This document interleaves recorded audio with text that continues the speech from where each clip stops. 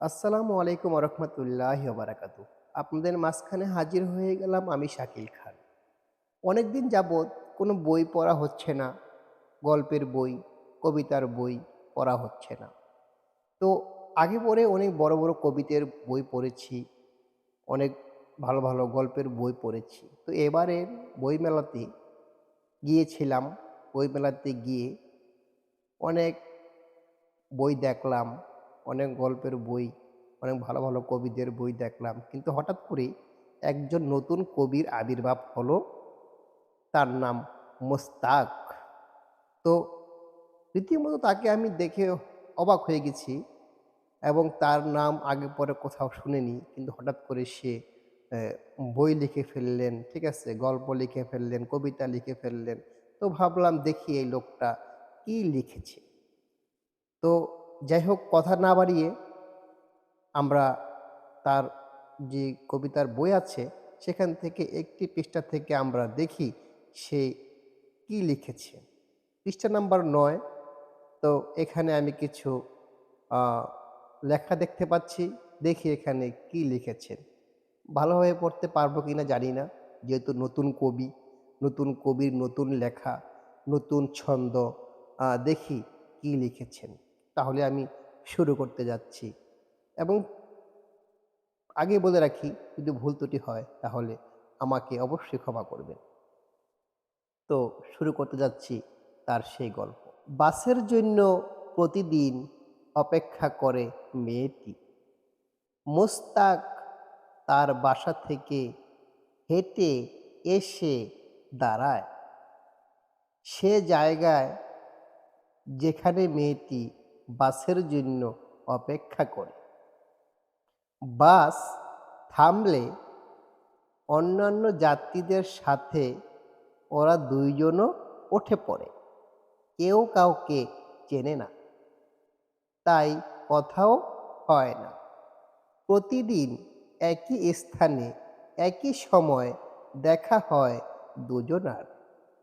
মোস্তাক এলাকার ছেলে, কিন্তু মেয়েটিকে ইতিপূর্বে দেখেনি।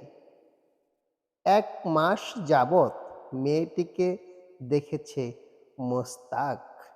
একদিন মেয়েটি চলন্ত বাসে হ্যাঁ মেয়েটি একদিন চলন্ত বাসে উঠতে গিয়ে যখন পড়ে যাচ্ছিল, তখন মোস্তাক দ্রুত এসে মেয়েটির হাত ধরে বাসে উঠিয়ে নেন।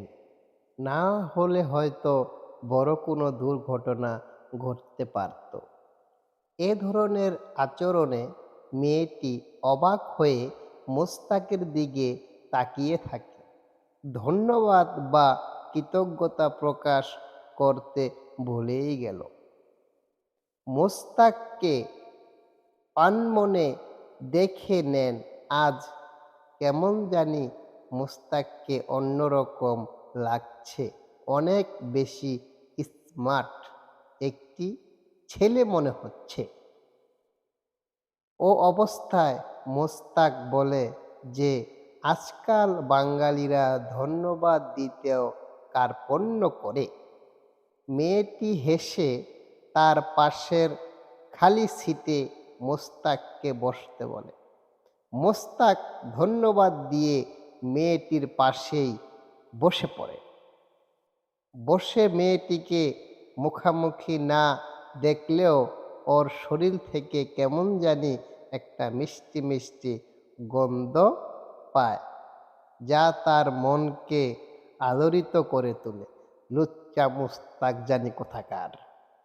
ঘন কালো চুল, ঘন কালো চুলে মোস্তাকের মনটা আরো আনন্দিত। তারপর মোস্তাকের দেহে কেমন যেন নতুন এক অনুভূতির সৃষ্টি হয়। ওরে লুচ্চা রে! তারপর মেয়েটি উজ্জ্বল শ্যামলা হলো, কেমন জানি আশ্চর্য, অপূর্ব সুন্দর। মনে হয় সে যেন অন্য সব মেয়েদের থেকে অন্যরকম। মেয়েটির নাম তিশা। এভাবেই তাদের পরিচয়। হাই হ্যালো, কেমন আছেন? আসা যাওয়ার মাঝে ধীরে ধীরে তাদের বন্ধুত্ব গড়ে ওঠে। তিশা প্রথম বর্ষের ছাত্রী আর মোস্তাক দ্বিতীয় বর্ষের ছাত্র। ওরে যৌবন রে যৌবন। তারপরে কি দেখছে? মোস্তাক পরে ঢাকা কলেজে আর তিশা ইডেনে। দুজনার গন্তব্য কাছাকাছি। মোস্তাক প্রথমে নামে এবং পরের স্টেপেই নামে তিশা। বাসায় ফেরার সময় তাদের দেখা না হলেও একই সময়ে ক্লাস আরম্ভ হওয়ার আসার সময় তাদের দেখা হয় এবং একসাথেই আসে। প্রায় প্রতিদিন সকালে মোস্তাক লাল গোলাপ। যাই হোক, পরের পৃষ্ঠাটা আর পড়লাম না। তো এই গল্পটা আপনাদের কাছে কেমন লেগেছে? মোস্তাক অ্যান্ড এ তিশার গল্প। বইটি লিখেছেন মোস্তাক, ভাইরাল মোস্তাক, যে কিনা তিশাকে অপহরণ করেছে বলে জানা যায়। সোশ্যাল মিডিয়াতে আমরা শুনতে পাই। সেই কবি মোস্তাক বই লিখেছেন, গল্প লিখেছেন। তাই গল্পটি কেমন হয়েছে বা উনি ওনার এই গল্পের বইতে কি লিখেছেন, তাই আপনাদের মাঝখানে আমিও পড়লাম, আপনাদেরকেও পড়ে শোনালাম।